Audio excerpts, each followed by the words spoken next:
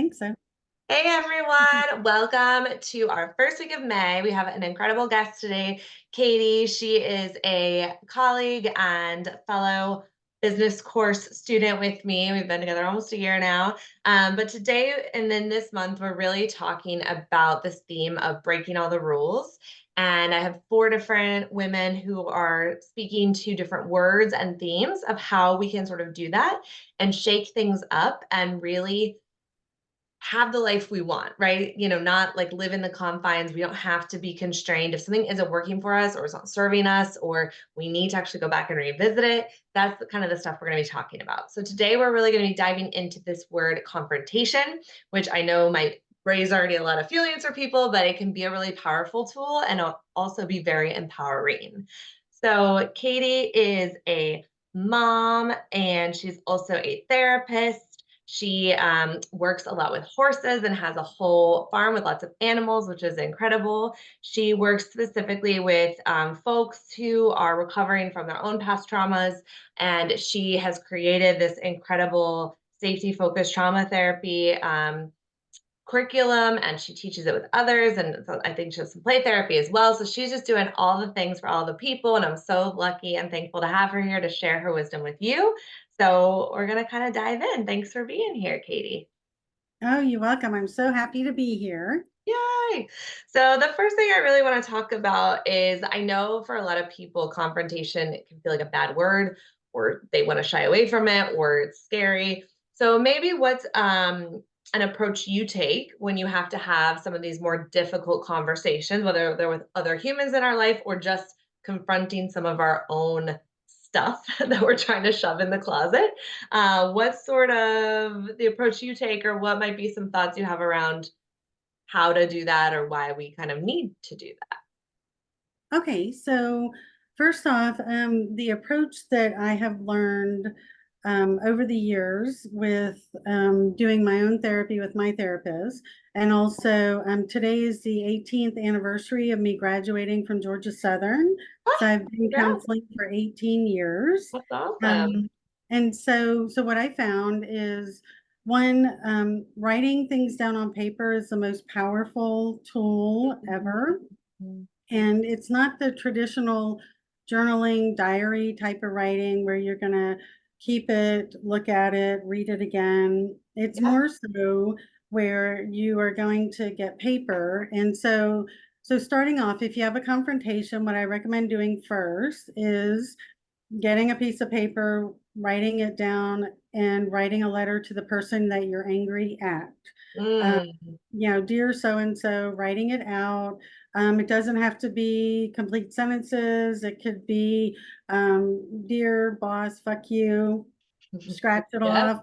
Yep. So when you're writing the letter, what you're doing is you're feeling the feelings, you're processing them, expressing them, getting it out onto the paper. So it's not what's written on the paper that matters. Mm, It's the process of feeling, paying attention to the feelings and doing something with it. Now, mhm. recently in the last few years, there's been scientific research that has supported what I've been teaching for almost 20 years, that talking about feelings very helpful. It's better than not talking. Yep. But a lot of our feelings, a lot of our trauma are what are on what are called loops. And so we can talk about something with someone, get some relief, and then as it comes back around, we're bothered by it again. We Mm, talk about it again. So talking does not break the loop and yeah. give significant long-term relief. Gotcha. What does break the loop is bringing up the feelings, writing it down on paper, so that processing of it, paying attention to those feelings actually breaks the loop. And Mm, so now a couple things that happen too, when you write a letter to someone that you're not going to give to them, you are able to give yourself permission to curse, call names, be get all really of the honest. feelings out. Yep, be Yeah. brutally honest. Um, and so you're allowing yourself to feel the feelings, you're doing something with them so then they can leave.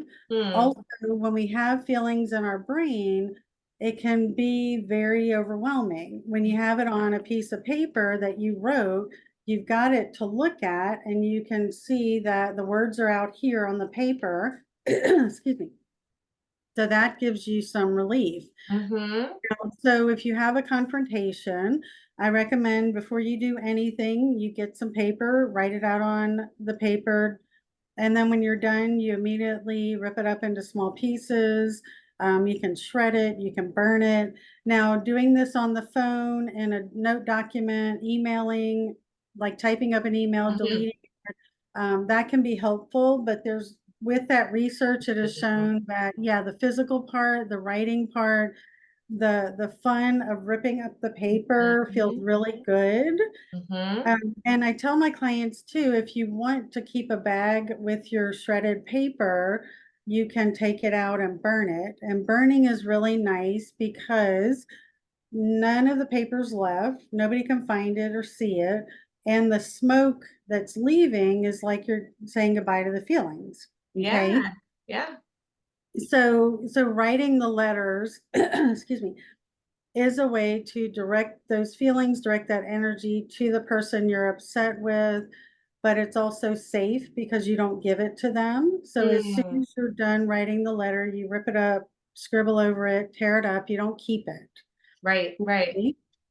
And I think that's such a good reminder of why confronting those feelings is so important because they live inside of us. And if we Yes, ignore them, they're going to come up somehow and probably in a less productive manner or even maybe a destructive manner later on if it keeps like a soda, right? You shake it up and it builds and builds and that pops.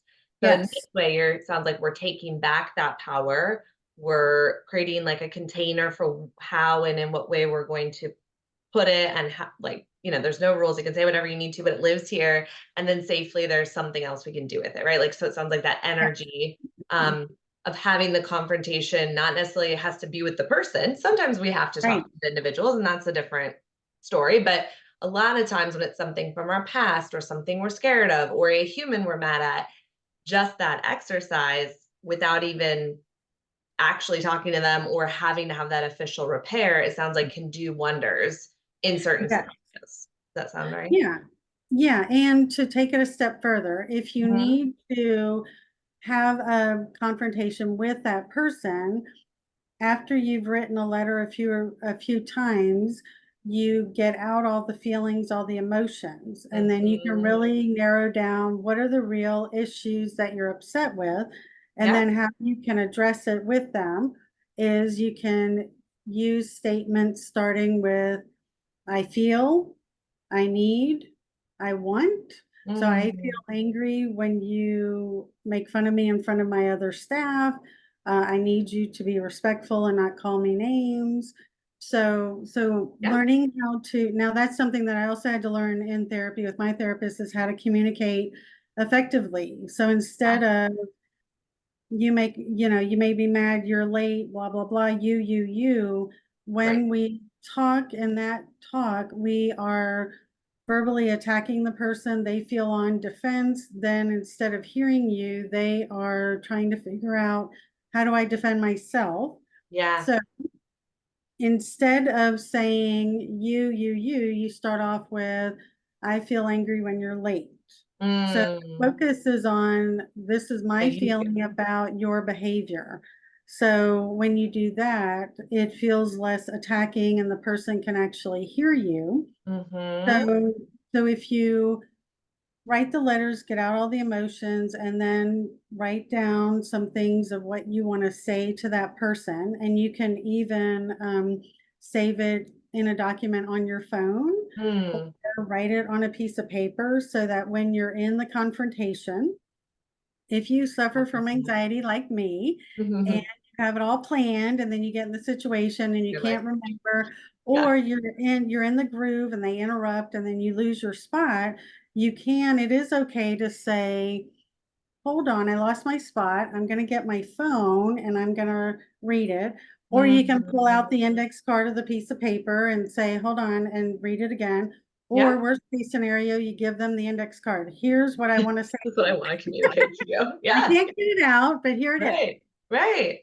And is. So I think it's just such a great reminder too of we're not doing this necessarily for the other person. Like hopefully Right. they get something from it and it repairs, but really it's about thinking of ourselves and not in a selfish way, but in an appropriate way to set ourselves up for the best success.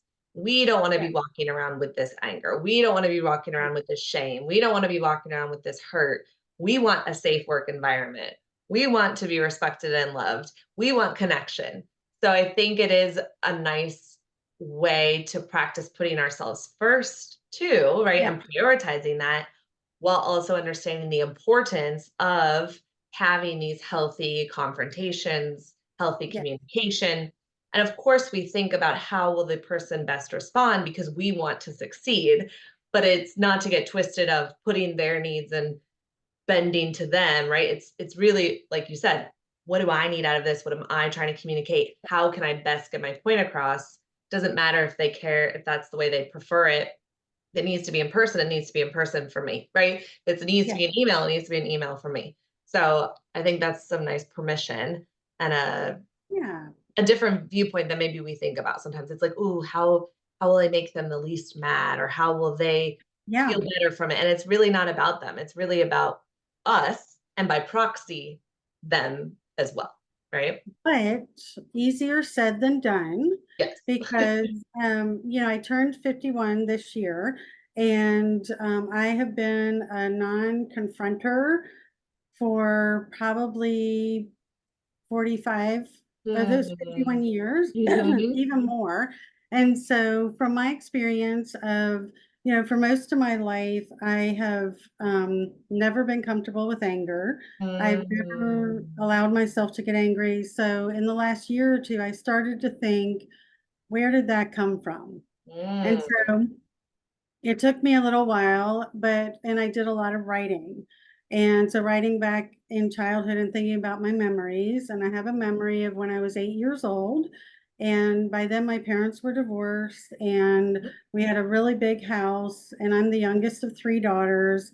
So my mom calls me into her room and she asked me to go to the kitchen and get her some iced tea. Now I'm a kid and I'm like, I do Right. that. I You don't wanna sigh, do right? Yeah. Yeah. Now, first of all, as a kid, this house feels huge. It's a four-bedroom house. Great. My The mom's kitchen's a bed mile away. It is. It is. My mom's bedroom is on the one side of the house. The kitchen is on the other side. Yeah. So it's scary, and it just was like I'm playing, right? So I sigh, I go out, I get the tea, I come back, and my mom was depressed most of my childhood Mm. and passive aggressively refused to take the tea Wow. and then ignored me. So she punished me for getting angry and frustrated with her request. And so from that day forward, I never allowed myself to get angry because she was going to take her affection away. Yeah. And so that was not safe, Right. right? Right. And so from there, now if we fast forward, so part of not feeling safe was if I make people angry, I'm not safe. So I didn't know that I was doing this, but Right. I became a people pleaser, Mm. that I was the helpful one, the nice one. I said yes. If people are happy with me, I'm safe. If I have something to offer them, if I do something for them, I'm needed. I have reason to be alive. Mhm. So, um, you know, being a people pleaser, again, was a survival skill. Yeah. And that's a large part of the trauma work that I do with my counseling clients and my coaching clients is, the counseling clients, I help them see how their childhood big and little traumas affected them and how they survived. But Yeah. now those coping skills are causing problems. Yeah. Um, so fast forward 11 years from being 8, I am a senior in high school in an emotionally abusive relationship. Mhm. Now my ex-husband. I turned 18 in February. He bullied me into getting married 5 days Mm. later at the courthouse. Mm. I did that, and then that December, he bullied me into coming off of birth control. And so then that following October, I gave birth to my son at 19. I was almost 20, 3 months shy of being 20. Um, so, being a people pleaser, not dealing with confrontation, Yeah. I had this situation where I loved being a mom, Mm-hmm. um, and that was wonderful, but I was so unhappy. And what was so sad was that I had been raised with this belief that just because I'm unhappy is not a good enough reason to get a divorce. Mm, Right? So yeah. then one day, let me see. So I'm looking at my notes. Yeah. Okay, so as right after I gave birth to my son Logan, we moved to South Carolina about 4 hours away. Okay. That was in 1992. So that was before cell phones, before the internet. Yep. So during that time, I wrote my mom a letter and I wrote her about Mm-hmm. childhood and how hard it was. And I needed her to apologize. And Mm-hmm. so I got a letter back.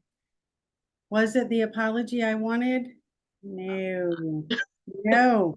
It was, Dear Katie, I got your letter and let me tell you why I'm mad at you. Wow. So with my mom, I realized she possibly will never be a safe person to confront.